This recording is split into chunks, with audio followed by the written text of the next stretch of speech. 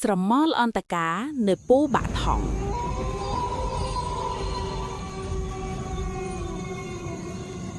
ពិសិដ្ឋបើកឡាន pick up ជួលទៅក្នុងភូមិស្វាយអណ្ដែតនៃខេត្តតាកែវ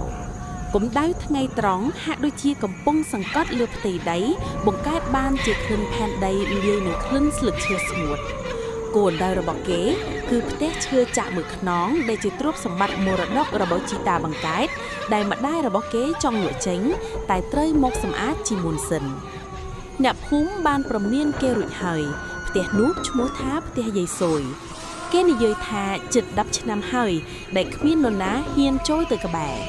ផ្ទះនេះស្ថិតនៅដាច់ឆ្ងាយពីគេឯងបន្តិចហុំពួតដោយដើមអំពើខ្ពស់និងគុំរស័យក្រាស់ដែលមើលទៅគួរឲ្យព្រឺសម្បល់តាំងពីថ្ងៃពិសិដ្ឋចតឡានហើយសម្លឹងមើលទៅផ្ទះដែលត្រេកត្រួតនោះ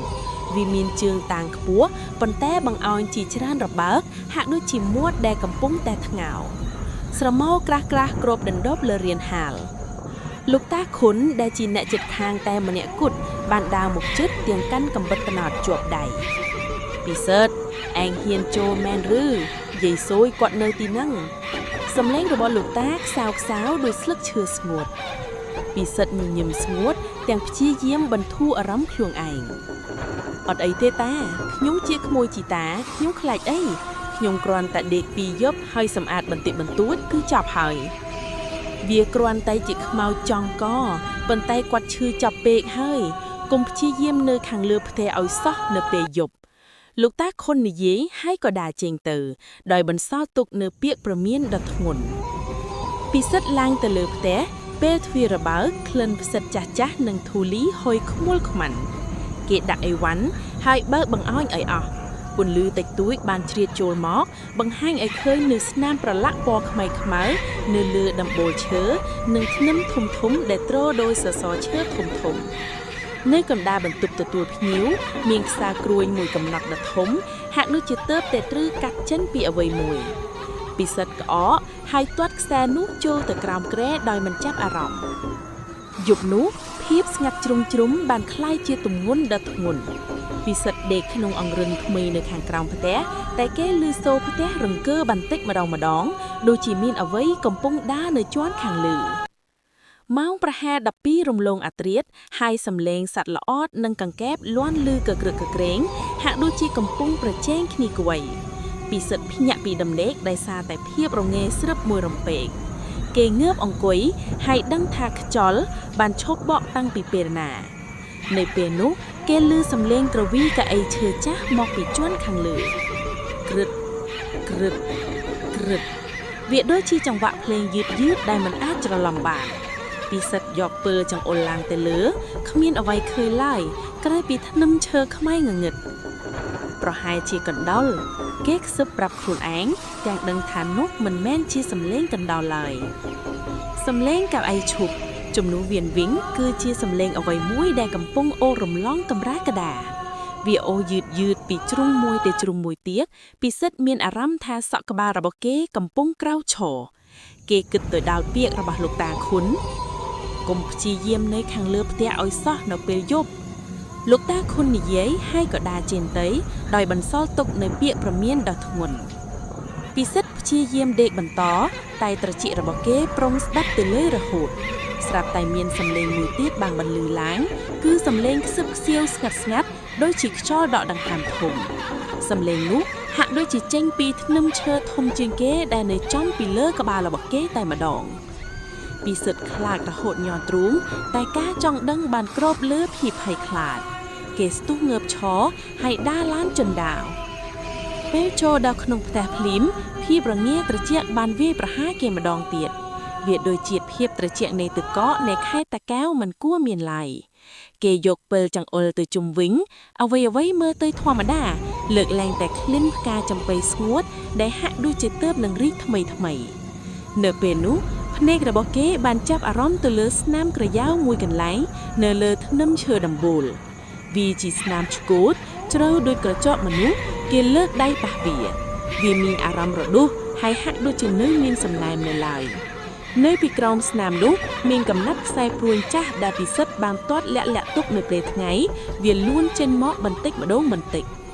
ពិសិដ្ឋអូនដោនចុះទៅមើលខ្សែព្រួយនោះវាជាខ្សែព្រួយដែលគេប្រើសម្រាប់ចងទួងឬចងស្នឹងគោប៉ុន្តែវាមានកន្ទុយសើមពណ៌តោនខ្មៅ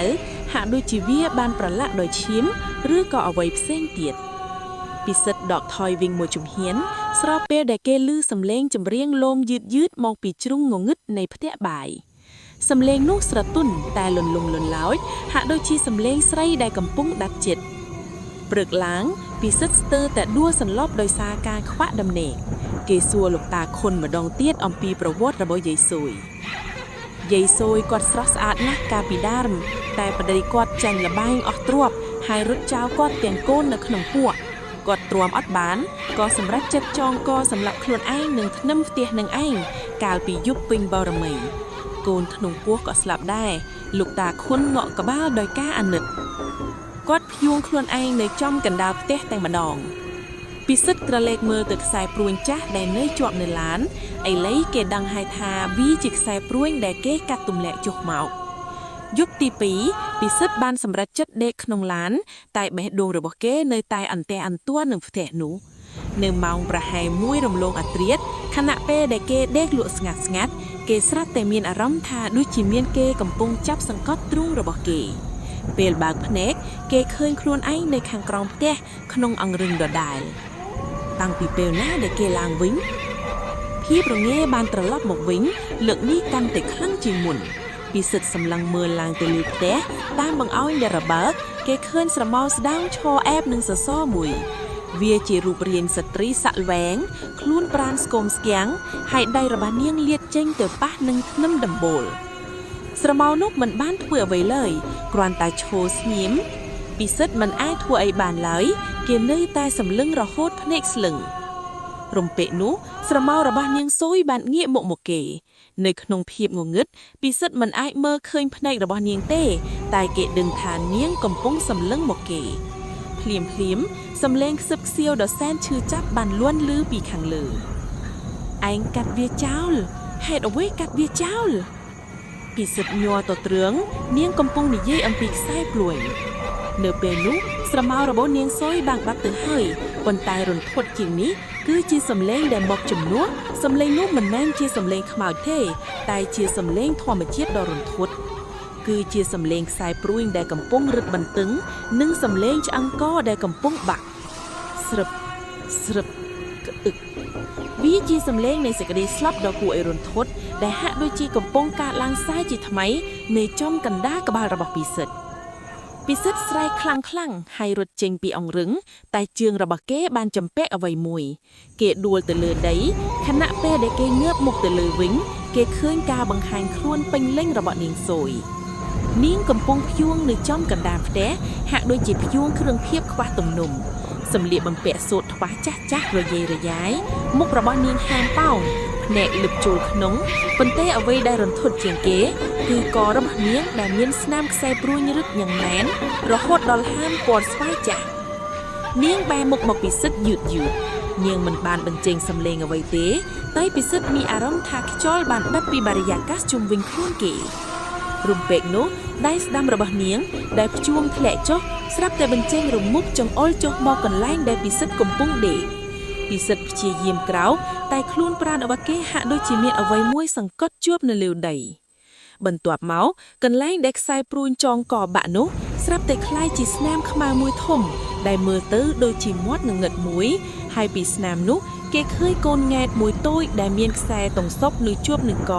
ព្យួងធ្លាក់ចុះមកក្រោមកូនង៉ែតនោះកំពុងយំដោយសំឡេងស្ងាត់មករកម៉ែកូនចង់បានកន្លែងនេះមកវិញ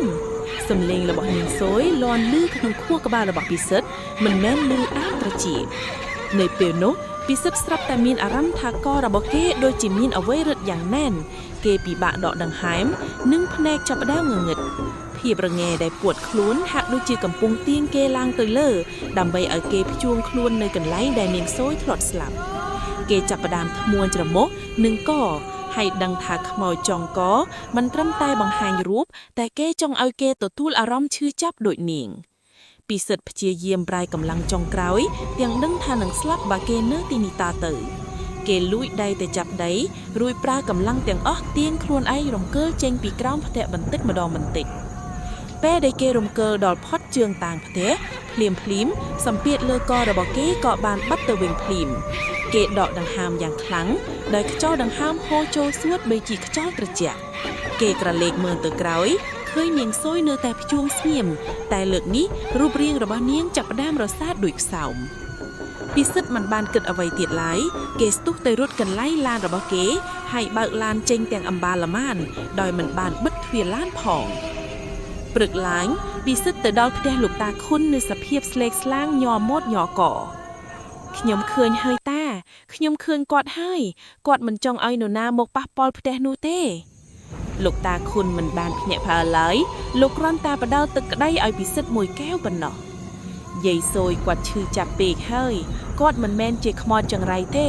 តែគាត់មិនអាចរកសេចក្តីសុខបានឡើយកន្លែងដែលគាត់ភ្ជួងខ្លួនគឺជាកន្លែងដែលគាត់ស្លាប់ជាមួយកូនហើយគាត់ចងចាំនៅសេចក្តីឈឺ